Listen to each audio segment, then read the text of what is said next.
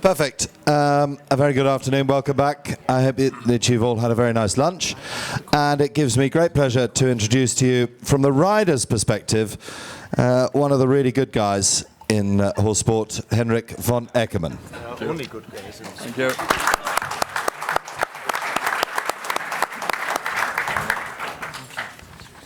It's mine. Okay. Thank you very much for letting me come here and speak a little bit. I won't be too long. They said 10 minutes, so I could probably speak for very long about these things, but we keep it for 10 minutes. Try anyway. So, my thing is to, from my experience, say a few things that maybe could help between the riders and the official stewards to work a little bit better and try not to come in conflicts. One thing what I would like to start with, what happens to me, I think, too often, is, for example, warm-ups. Warm-up, and now I'm talking about the highest level, 5-star shows.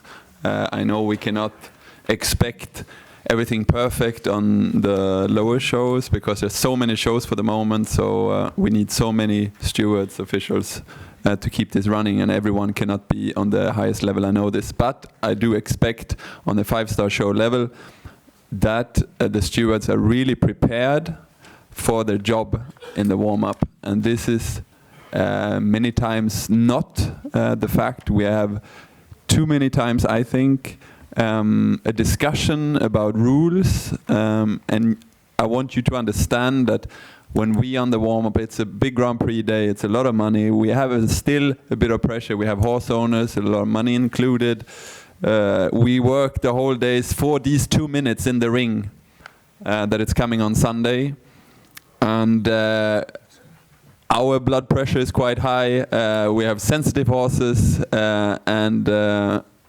then we come into conflict, for example, with the poles, what can be behind the fence, 3 meters to one height, 6 meters, whatever, these kind of things. And the judge comes in and says, you are not allowed to do this and that is wrong, for example.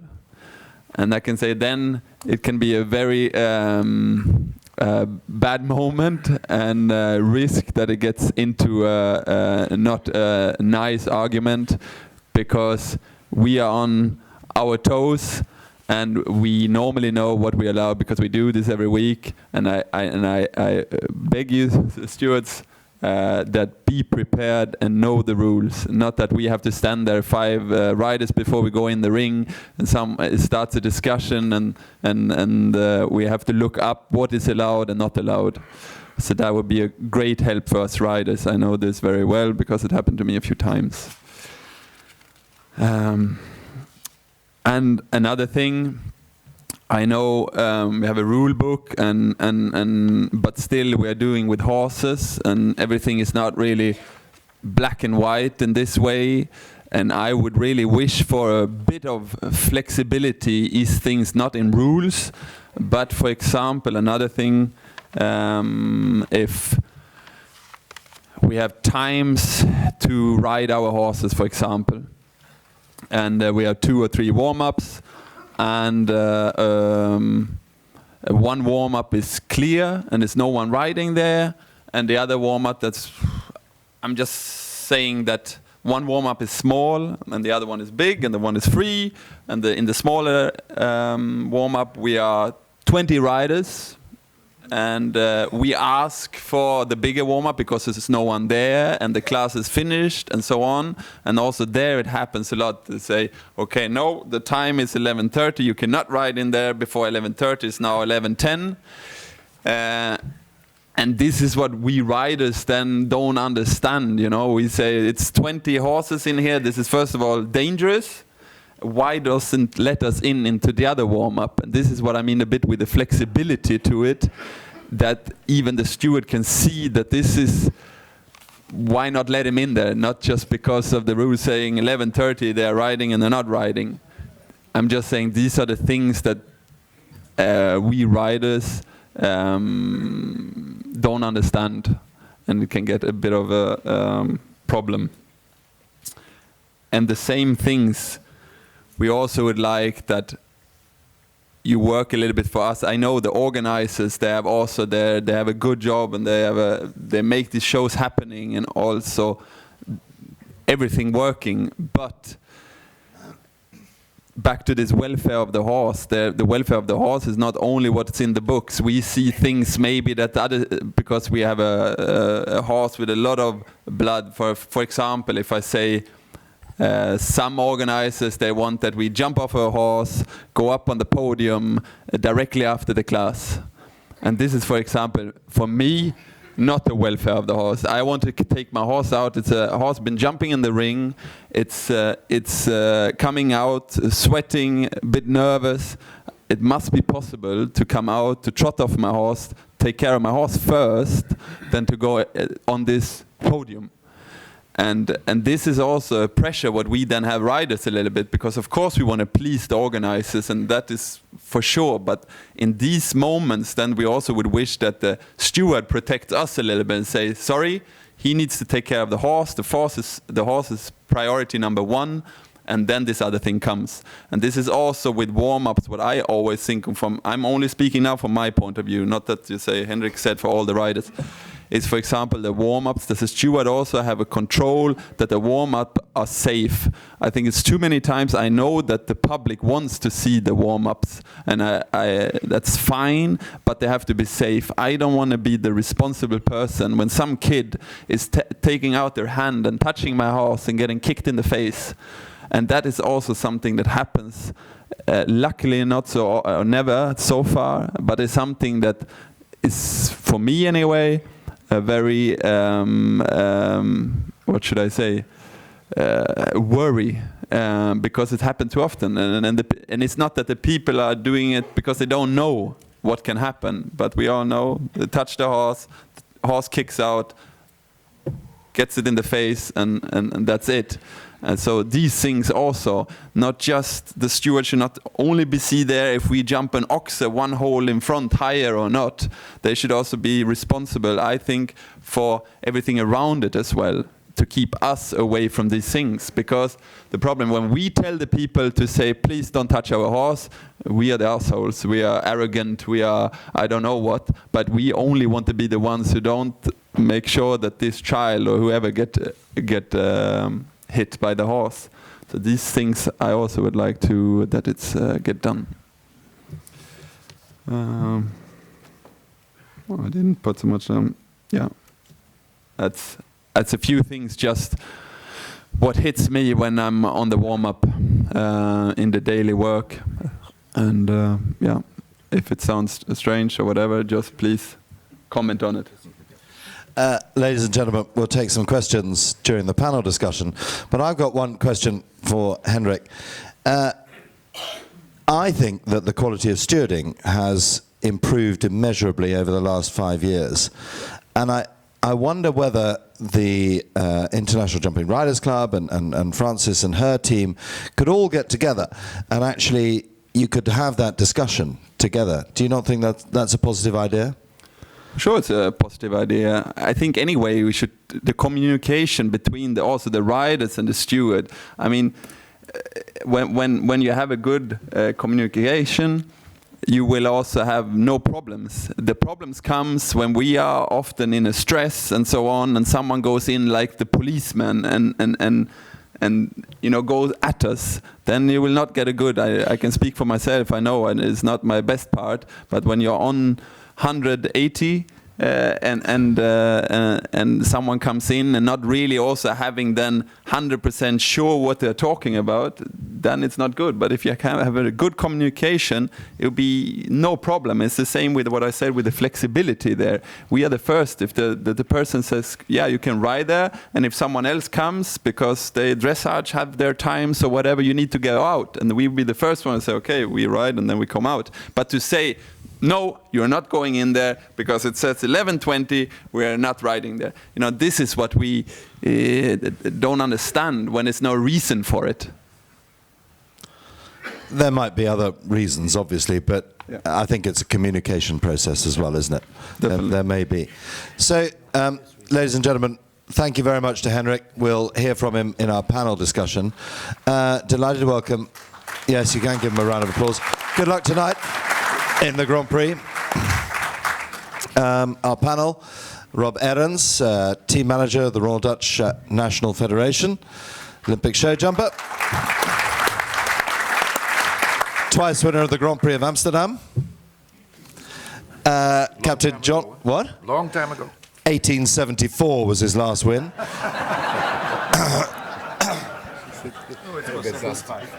And 1875. Captain John Roach from the Shetland Pony Stud Book Society. And the wonderful #MeToo Stefan Ellenbrook, chair of the FEI Jumping Committee. Rob, if I can come to you, you're responsible for your riders, for training your talent, for training your young riders all the way through. And you must have seen a huge difference in the way that the sport has evolved over the last 20 years, for sure. We heard this morning with John with over 95-star shows and huge numbers in show jumping. It must be a worry to you that perhaps the sport is growing, and yet it is still the officials are being held back, and there aren't so many officials. Is that how you feel, or? I must say I feel, in fact, very positive about the situation. I know for sure that a lot of you will know me, and I think when you work together, just what Henrik also said, that makes life a lot easier. And the quantity in shows is, yeah, there are so many shows at the moment, so we need a lot of people also at the shows to take care of things. And but that is also a way, what I feel, that in every show that I go, is just what Henrik also says, we are always on the edge, because we are under a lot of pressure. He is under his own pressure, I've got the pressure of my whole team. So when we have a Nations Cup show, and we have 2 rounds, and I have 8 riders, I'm under pressure in the warm-up already. That is my only part at some shows where we have to stick our heads together and see that there be a little bit more organization at the warm-up, because that is sometimes with grooms. And I know for sure how it goes, the rider, because I was a rider for a long time myself, and when I want to have a jump, I tell my groom, I get angry at first time at my groom and saying, you have to make sure you get that jump. And all the other people are around of it. That is a little detail where I can see maybe a positive change when I look into the future, that there's a little bit more organization in that not only the stewards are standing at the warm-up arena looking if we put the fence wrong. Sometimes we do that, but that's the way I look through the glasses, so you cannot put the blame on me. Yeah. But a little more cooperation maybe, and that maybe I think that Henrik maybe feels the same also, that goes a little bit more smoothly, because I never forget a couple of years ago that it was so a big fight at the warm-up that one rider took off with the horse on an oxer, and the horse was getting really in a shock because the other people were already pulling on the wings to change the fence, and the horse had a bad landing and went through his tendon and was end of the situation. And then there was nobody at that moment who said, whoa, stop. You don't need to be a police officer there, but to keep that a bit more in view when the temperature goes a little bit up. But on the other side, I think we are on the good road. In my opinion, we have a lot of good stewards, also who want to learn, and just the same as the riders and just as the same as the coaches or chef d'équipes, we also have to learn. And I think we are on a good road. As talked a lot, and I can go in church with this or not. We'd rather you didn't, Rob. No. Thank you very much. May I ask, what is the consensus of opinion? Because in eventing, there's obviously the rider representative at each of the major 3-star and 4-star events. Would that be applicable at a 5-star show for show jumping? for a rider representative? I mean, you know, is there definitely a rider representative here in Jumping Amsterdam? It's Jeroen Dubbeldam for sure, but is that appointed at every single show? No, it's not. And I wonder whether that is a way forward to encourage the relationship between, or is that just too much bureaucracy? But explain me the situation in the eventing. So in eventing, there is a rider representative that attends meetings with the organising committee, makes sure that the facilities are there, and acts as the liaison between the riders and the organising committee. Yeah, it would be a good thing. Jeroen is here in Amsterdam. Yeah. But what I miss then is that the rider who is appointed to do that, he needs to be there. He needs to be in a warm-up, and he needs to be everywhere. But that is normally could be better that it was somebody not riding, but who has the task and goes into it. Okay. Perfect. John, anything to say? Yes. When we look at stewarding, I mean, stewarding really started 29 years ago. And at that stage, as I mentioned this morning, we had not that very many international events. I mean, we had probably in the region of maybe all categories 400 in jumping. And today, as I mentioned, we have something in the region of 1,800 a year at about anywhere between 700 and 800 venues. So we've come a long way. And if we look at, for example, judging at the time, I mean, as you all know, show jumping comes from the hunting field. And it was very, very much involved with all the armies. And a lot of the judges were ex-army officers. That's completely changed today. And of course, due to the number of international events that are held annually, of course, there is a huge demand. And as I've mentioned also this morning to you, you look at the number of horses competing in show jumping international events a year, it's huge, and the number of riders as well. So there is a lot of stress and a lot of pressure on organising committees. And of course, the organising committees in general, as you have heard, the number of five-star events that are being held annually are increasing every year. The sport and the number of events increasing is something like 10 to 15%. So having said all that, of course, the organising committees are also becoming more and more and more professional. And of course, as far as exercising horses at international events and preparing for competition is concerned, naturally a great degree of emphasis has to be placed on not allowing too many riders in the practice arena. At a lot of these events as well, you know, the five-star events, practice arenas are very, very small. We did introduce a number of years ago as well regulation stating very, very clearly that there has to be a distance between the rail around the practice arena and the public in case, for safety reasons for the public, in case a horse should kick out. So it is basically, at the end of the day, the stewards and officials' responsibility as well to ensure that these rules and regulations are respected, because it's in the interest of the general public. But having said all that, yes, I mean, we have made a lot of progress. We will continue to do that together because we work as a team.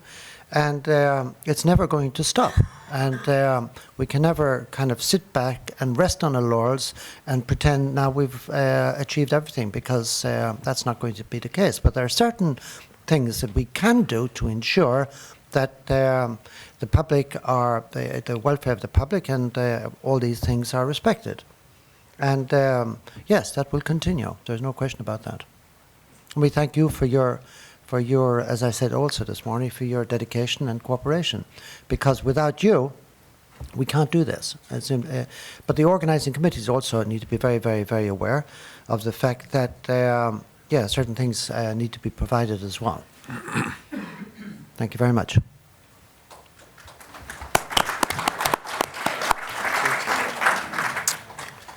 I ask a question, or should I wait for the end of the panel? No, we can ask the questions. I have the microphone. Go on, Francis.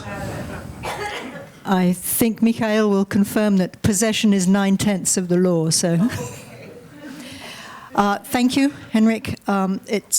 We had a quick discussion about what you were going to talk about today, and I'm very happy that you've raised these points, because I'm quite sure that inconsistency between officials and the way that rules are applied and enacted, inconsistency is one of the most irritating things that you can possibly come across. I agree with you completely on this. The fact that you have made these comments is actually extremely useful to us. Now, and as by us, I mean we as FEI course directors for, in this particular case, stewarding, because when these, let's say, comments that make us focus a little bit on things, this gives us an indication also of where we need to improve what we're looking at in the, especially in the refresher seminars, but also in the promotion courses that we're having. So unless we find out that these are things that are troubling you, we might be focusing on something completely different in, or highlighting different things in the courses and the seminars that we're giving. What you have said, and actually what you said, underlines the fact that something that we teach in all of our seminars and all of our courses is that it's essential for the stewards to stand in the middle of the arena, close to the jumps. Because if you're standing on the side, there's no way that you can help out in a situation that Rob has just described. So again, thank you very much for that, Rob. I appreciate that. Inconsistency in the warm-up rules. Again, this is something that can easily be addressed by the chief steward, because the chief steward should have a briefing with all of his team before the show starts, or before the first class starts, so that everybody is on the same page about what the warm-up rules are and are not. That would be one way of avoiding any issue with the riders about, can I do this, or can't I do this, or can you do this? Lastly, we as officials, we're always handing out grooms reports and riders reports. And sometimes I'm a little disappointed, because I know that riders and grooms have been complaining about certain things, but they rarely get put down in the reports. And this doesn't help anybody. So I would ask you if you could be a little more, just dedicate a little bit more time to extending the comments on the things that are not working for you at the shows, because this then allows the FEI to focus on what these issues might have been and to try and do something about it. Be it at that show for the future, be it in the general thing, if the stewarding's not good, why wasn't the stewarding good, and what can we then come back and do to try and improve it. But thank you very much for that. I really appreciate the fact that you said okay to be here. Thank you.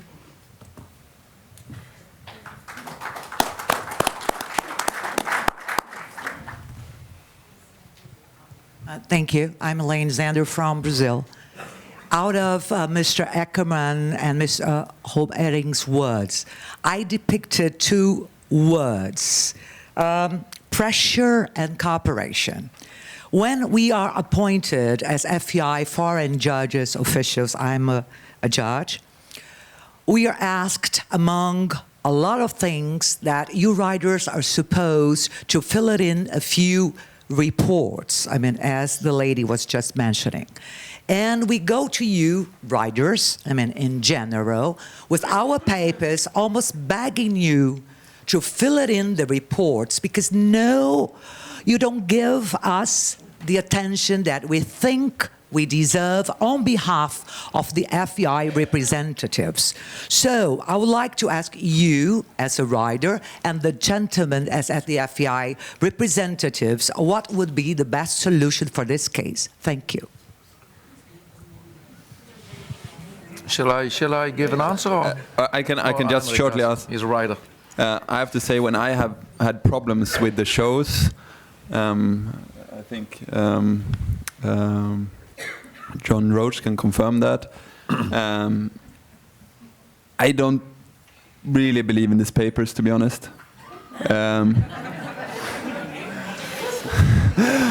I think we can take these papers and put them in the trash. No, what I think is important, and what I do, I call Mr. John Roach himself, and I say, John Roach, please have a look at this, and make sure it's get done. No, but I better call and say this and this I'm not so happy with, or I've even called to one of the judges and said that this is if it's been a trouble with a boot check or whatever, what have troubled me.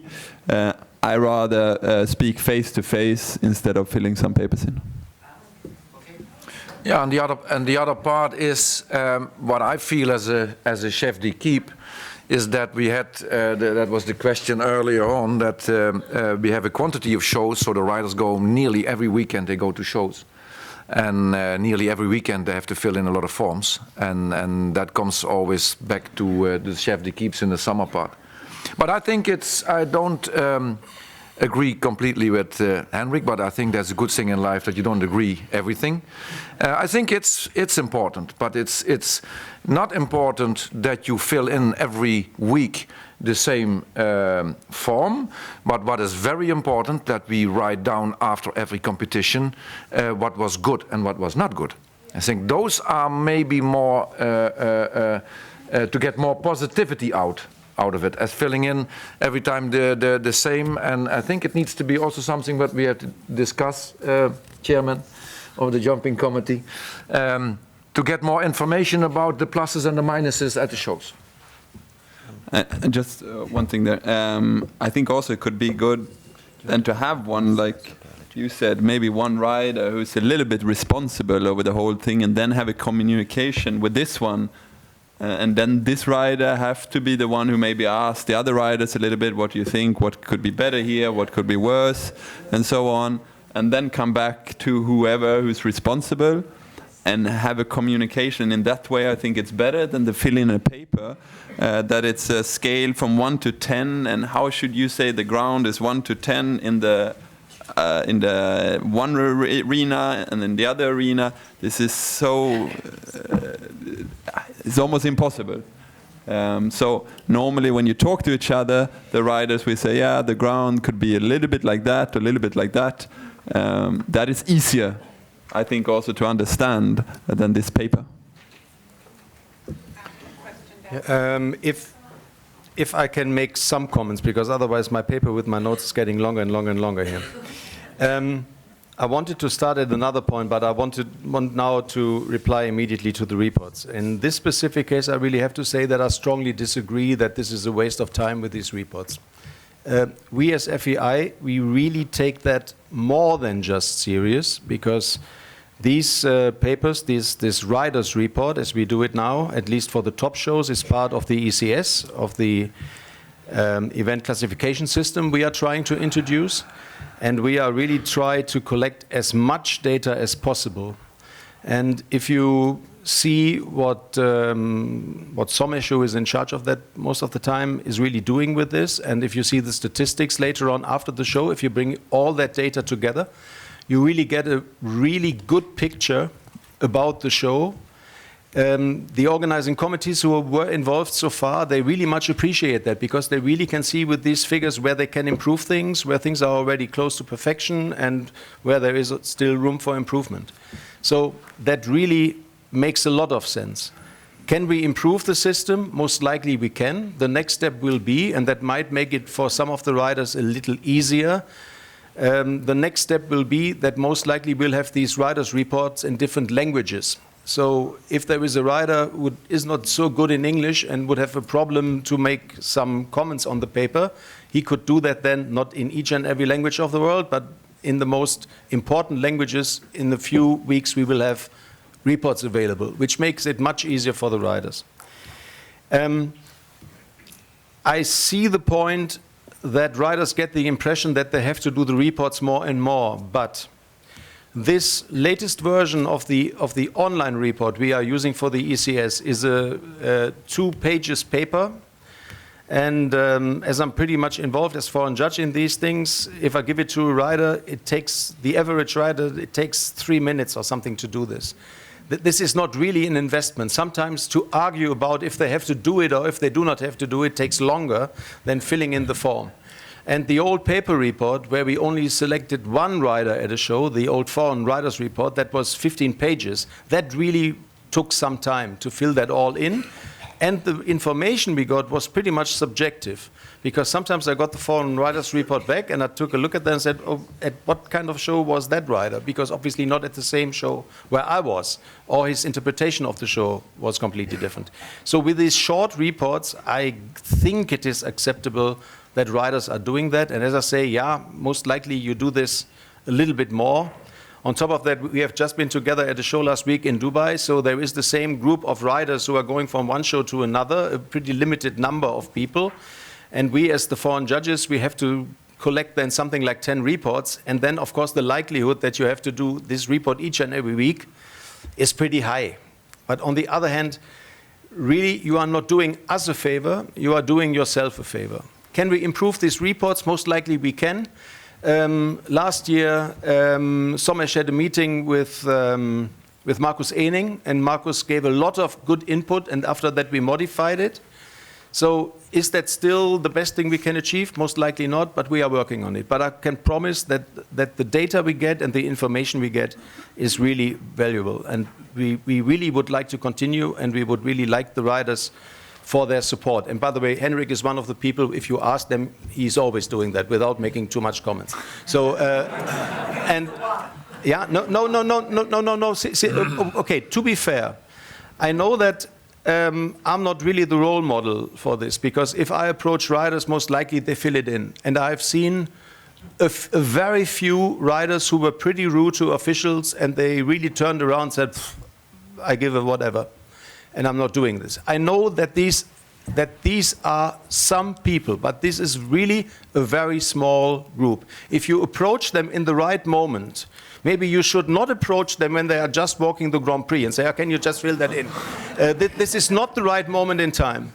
It is not really a good moment when he has just been eliminated from a course. That happens very rarely with him, but if you then approach him, most likely he will be not the most happiest man on earth. So it needs a little bit of good timing, and I learned that there are some words from German which make it to other languages, so Fingerspitzengefühl is one of these. So you should do it with a certain feeling and do not approach them in the wrong moment. So that's the thing about the reports. However, going back to what he said right in the beginning, pressure, especially at the top shows. I have to admit that most likely sometimes we as the officials underestimate a little bit the pressure riders are under. And this has changed a little bit over the years, because if you go to the top shows, as Henrik said in the beginning, everybody is pretty much focused on one or maybe two competitions, which is the Grand Prix if it is a normal CSI, and it would be the Nations Cup, and the Grand Prix if it is a CSIO. And you really focus for the whole week on that one competition. On the first day, it's more or less a training session. On the second day, you go a little bit with your second horse, but you are really focused on, as he said, the 2 minutes in the ring when you really have to perform on the best possible level, because this is the moment where you are fighting for. That's it. And if then things go wrong, because officials are not prepared, that's really a worst case scenario. Maybe we are not always aware about the situation. On the other hand, I also want to point out that if you talk about pressure, also the situation for officials has changed drastically, especially at the bigger shows. Ingmar mentioned a little some time ago in his speech that we just had a show with prize money of something like 10 million. Are you then under pressure if you are officiating there? Yeah. Yeah, I can talk from experience. Yes, you are. At the end of the day, it's exactly the same competition than judging a 1m10 pony competition. But the pressure is different. So it is for the riders. I can remember when I judged my first Grand Prix with €1 million. I thought this is a once-in-a-lifetime experience. That was something like 5 years ago. In the meantime, at a lot of, I wouldn't say a lot of shows, but at least at a significant number of five-star shows, we have Grand Prix with 1 million or even more. The pressure is going up. The pressure on officials as well, being under observation all the time, with media, with social media, standing the pressure from the feedback we get in social media, which is sometimes not very nice. And once again, I really can talk from experience in this specific case. So pressure is there on both sides. So we should reconsider that on both sides. So riders should know that we are under pressure, but we also have to take care that they are under pressure. And it's a little bit a question of finding the right strategy and working together. Professionals, yeah. I can remember when I joined the jumping committee for the first time, in one of the first meetings, we had a discussion whether we should allow a date clash of 2 5-star shows on one weekend. Because suddenly there was a situation that we had more 5-star shows than expected, something like 20 per year, and then there were 2 organizers who wanted to do it on the same weekend.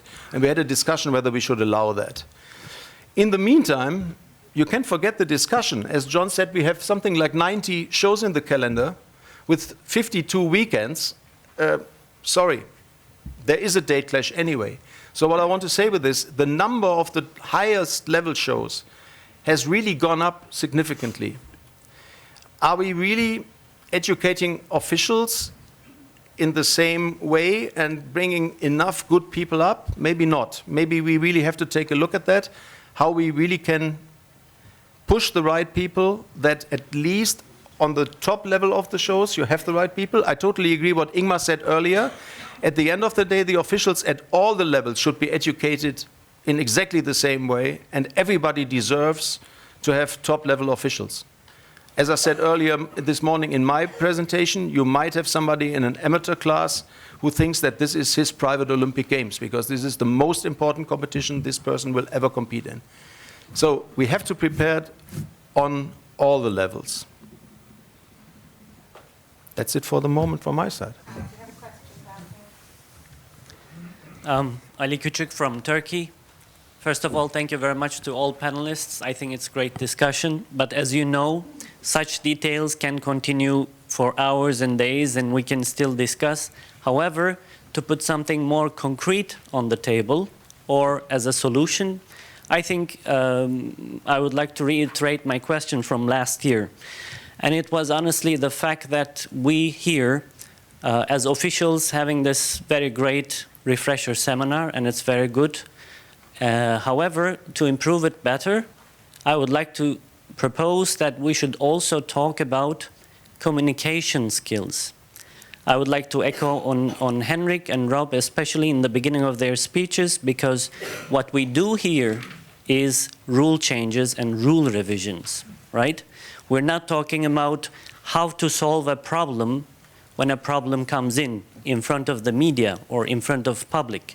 So maybe as a proposal for future, and that's maybe something also for the new head of FEI officials, our colleague Frank Spadinger, to think about, is should we add a professional here to come and speak to us, to highlight the communication skills, how to resolve issues with social media, etc., just to add on top of the existing rule revisions and rule changes that we do every year. That was my first remark. Second is actually about the spur types. This has not been discussed yet, but we have discussed the blood rules, etc., yesterday, and will probably be also discussed today or tomorrow. I would like to reiterate again another point that was discussed last year. Blood rule and anything to do with blood on horses' flanks is, for me, the consequence of or a result of an incident. Whereas if we want to talk about preventing an incident or preventive judging, etc., we should also talk about the type of spurs that are causing this blood issue. Therefore, going back retrospectively, I had mentioned the pizza cutters last year, as we call them, the roller type of spurs. I'm sure FEI would have a statistics about this. The simple question would be, what percentage of all these blood cases is caused from which type of spur?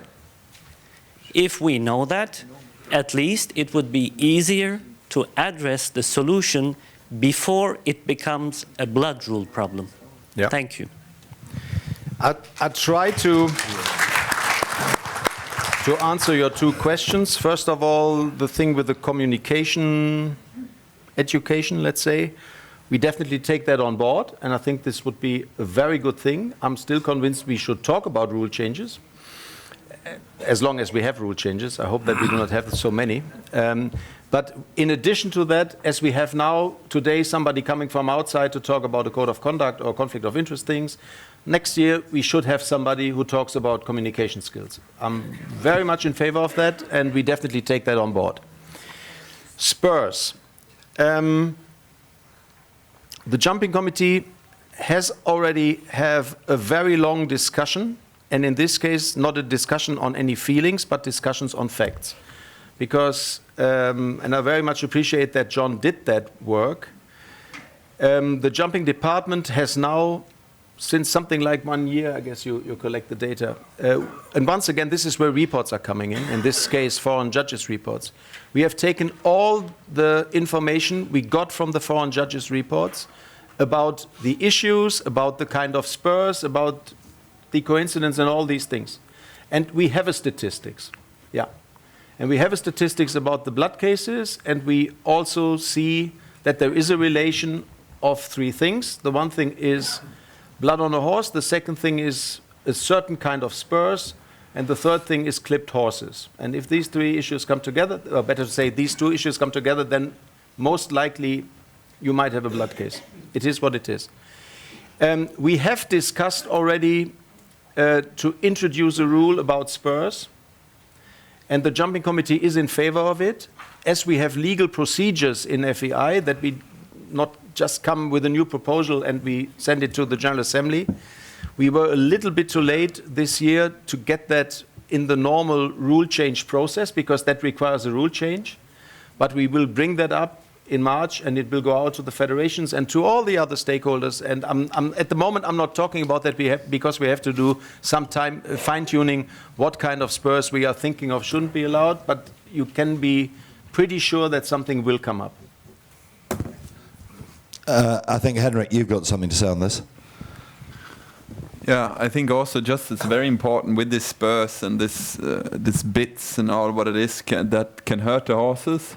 What we definitely not want is just that also we need to educate the people to use all these things, because we can also do rules and rules and rules, and it's the same with the spur, and I think that's good with the blood rule. I mean, if you have blood, you're out.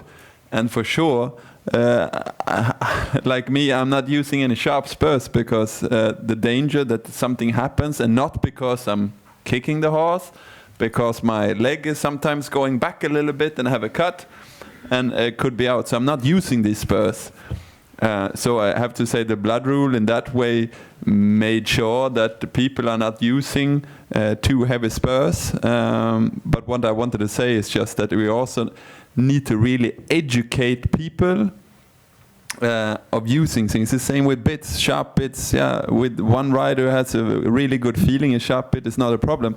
And with a bit that is not sharp, unsensitive rider can also make damage. So in the end, it's the one who's having it, yeah, I think it's just dangerous to do. I know in Sweden, for certain, that they're making rules and rules and rules, and just to protect everything. But I think also in the end, we need to educate everyone to use and what we do in the sport. Thanks, Hendrik. Eleonora Ottaviani, who you will hear from later on this afternoon, from the International Jumping Riders Club. Eleonora? I just would like to come back to the report. I understand what Henrik said about the report, that it's difficult for the rider, that during the show you have a lot to do. But I must agree with Stefan, it's really important. If we want to improve, if riders want to change something that is wrong, we cannot only speak, verba volant, we say it. We have to put in right, to send the right document to the FEI.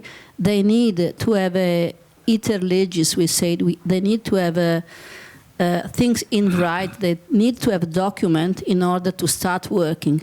I know that John is really nice to us. You call him, I call him, maybe 50 riders call him every week. But it's important that we do our job and we do your job. I know that is difficult, but we trust in you. This is why you have been appointed And I as do responsible them, for but I just HE don't like system. it. I will. Doesn't matter what you say. I will still don't like them. But I think the real trouble is that Henrik and Rob are two that actually do fill in the reports. So actually, that's why we do go to them and say, "Can you fill in the reports?" Stefan? Just one more addition to what Henrik has said, because we are not really so far away. And I really would like to encourage my colleagues here in the room. When you are the foreign judge and if you have to distribute the foreign riders' reports, it is the intention that you approach riders, because when you then give the foreign riders' report to them, I always have a chat then with the rider. And I get much more information directly from the rider, as Henrik just said, than I get from the report. And I get much more feedback, which I then can use for my foreign judges report. So it's really important, because this is one of the few opportunities where you really can get in contact with riders and exchange some experiences about the show. It is not the intention at all, and I just want to point that out, because I hear that again and again, that foreign judges go to the show office, put all the reports on the desk in the show office and tell the secretary of the show office, okay, you deal with that, and at the end of the show I'm collecting the reports.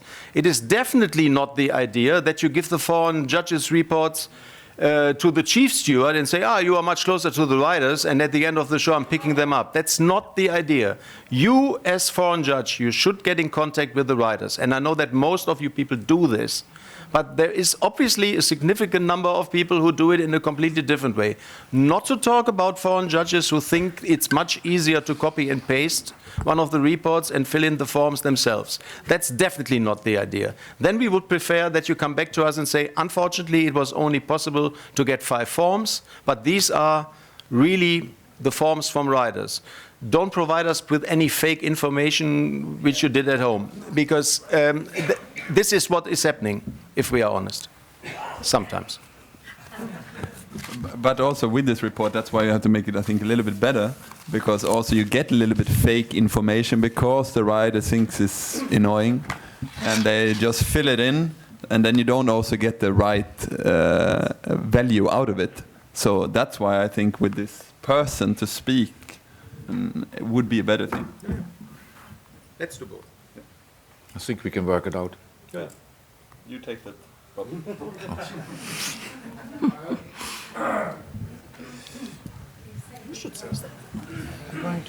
I have just 2 points. One was in the warm-up, the communication between stewards and riders.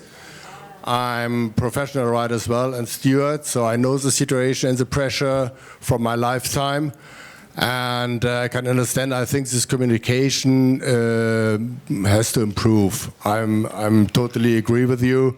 But also, on the other side, sometimes the rider should realize what are the conditions around the warm-up. Sometimes you have a lot of space, you are like in Aachen, you have a lot of space, so there's never a problem.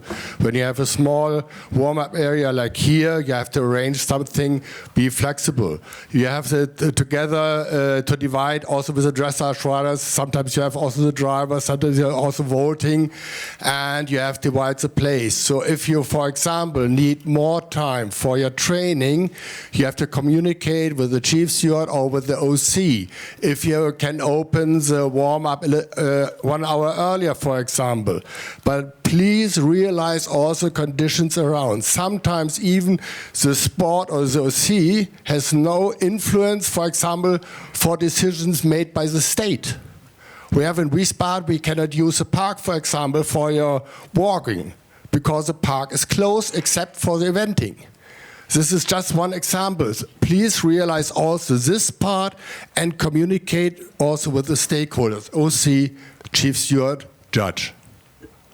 And one point, just private, how do you deal with the loud music? Like yesterday, for example, you were the first rider in, and I realized that your horse becomes nervous because the music was still loud when you came in and were presented. Yeah, and this, I'm actually also not fan at all of this loud music, maybe because I have often sensitive horses and they are sensitive to this kind of music. But this is also like yesterday, it's good that we speak about yesterday, when the class goes on, everything have to be on. For example, yesterday when I was standing and waiting, the lights were not 100% on and so on. And these are small things. Now yesterday I was only doing a training round, so for me it didn't matter. But when it's on a Sunday and you're first rider to go and these things happen, then it's not so funny. And that's where the problems comes. So, but this is also in the end a discussion with welfare of the horse. One says welfare is this, one says welfare, is it welfare of the horse to have the music full speed when the horse goes in the ring? But it's always, welfare of the horse comes always to when another interest goes bigger. That's how it is. But that's why the form is very important. I put in the You can fill that as a comment. You can fill it as a comment in, and that is also something maybe we have to discuss with the riders, that they can fill in also a comment what is not asked on the form. So when something happens like that you put it on a form or you mention it, but put it on a form, then it's there. Yeah. That's true, but still I think it's again better talk eyes to eyes, because then something happens. It's difficult to get them over the line, eh? No, but I also have to be positive to the stewards. Also, when we ask, it's been many times they've been playing bands or whatever when we're trying to warm up, and we ask the stewards, please do something, then they also do something. So this is we are very grateful when this happens, because for many horses this music and this loudness is nowadays for our sensitive horses a problem. One second. I know for sure there are no questions for me anymore. We have the talent team and the winners going to be announced, and they need me there. If I'm excused. Okay. Thank you very much, Rob Ahrens. Thank you. Okay, sorry, Rob, before you go, don't leave without a present. You don't get the Dutch treat, so we have got something special. It's to get connection. Oh. And that's very important in the sport, between officials and riders. Very important for me. It's for you. Thanks a million. Thank you. Well done. So, John Roach, we've got literally 5 minutes for this very interesting discussion panel. I'll do it in 3.5. The easiest thing in the world to behave like is a police officer. And we know 99.9% of you do a fantastic job, and we're very grateful for that. However, you only need a couple of individuals, chief stewards, to behave in an arrogant fashion and create a very bad impression for all officials. And like I said this morning, you're our ambassadors, right? And if you behave in an arrogant fashion, you let us down. You're letting the sport down. And you're affecting the relationship between yourselves, your officials, and the riders. And that's the last thing in the world anybody wants. And it's just a question of approach. I mean, we in English, we have an expression, you can tell somebody he's going to hell and have him actually look forward to the journey. And by that, I mean, I don't mean that in a negative way. I mean that you can tell somebody something that he may not want to hear, but you can say it in a certain way that it's perfectly okay. And but once you become dictatorial and whatever, you're lost. Then your credibility is gone, and the relationship is gone as well. And then, as far as the ECS is concerned, probably we are to blame in that we probably haven't explained this whole system probably enough to you as well. And this has got to do, it's not just about reporting on an event, it's about actually establishing a system where we can categorize events afterwards as well. Because as you remember, if your memory allows you to go back that far, that events in the beginning were categorized according to the amount of prize money offered. We started with A and B, CSIs, and then we went on to from 1 star to 5 star. And we hadn't got very many at the time. And of course, naturally, the best riders went to the events with the most money. So it was very, very simple, and you had the best events with the most money. That was it. Well, we've moved on since that. And in order, as Stefan has mentioned to you, in order to be able to correct the situation now, we have now been for a couple of years working on a system that will bring that in order. But that whole system is not just to give an evaluation of the event. It will be used eventually to categorize the events as well, and will not only be based on prize money. And this is a much, much, much bigger issue involved here. So I think, Nick, that was about 3 minutes, right?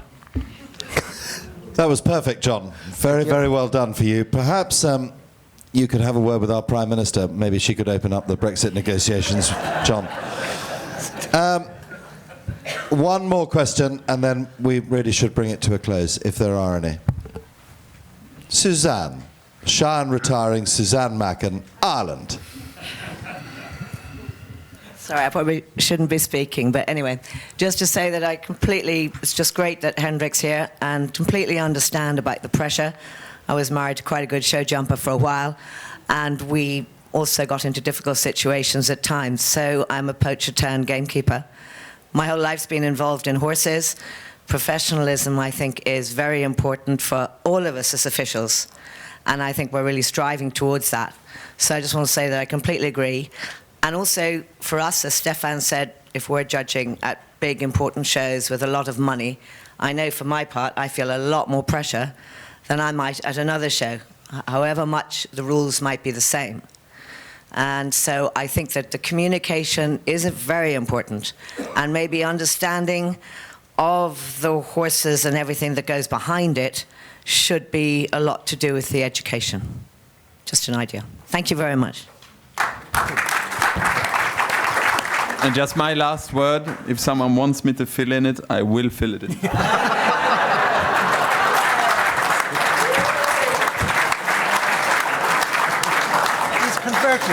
Good. That's good. Okay, you saw that we all already gave 2 of the presenters a very brilliant tie, which, by the way, you can buy afterwards for a decent price. I want to thank Hendrik for sharing your time with us. Thank you very much. This is also to keep in connection and communication. Oh, we have to do it again. Okay. Thank you. And somebody else is also leaving us because of other obligations, and that's our moderator for this afternoon, Mr. Nick Brooke-Watts. Please an applause for him. You've done a wonderful job. An English time. Yes, a real proper English, traditional, high-quality tie. Thanks, yeah. It's okay? Thank you. Okay, yeah. Thank you very much. It was a pleasure having you.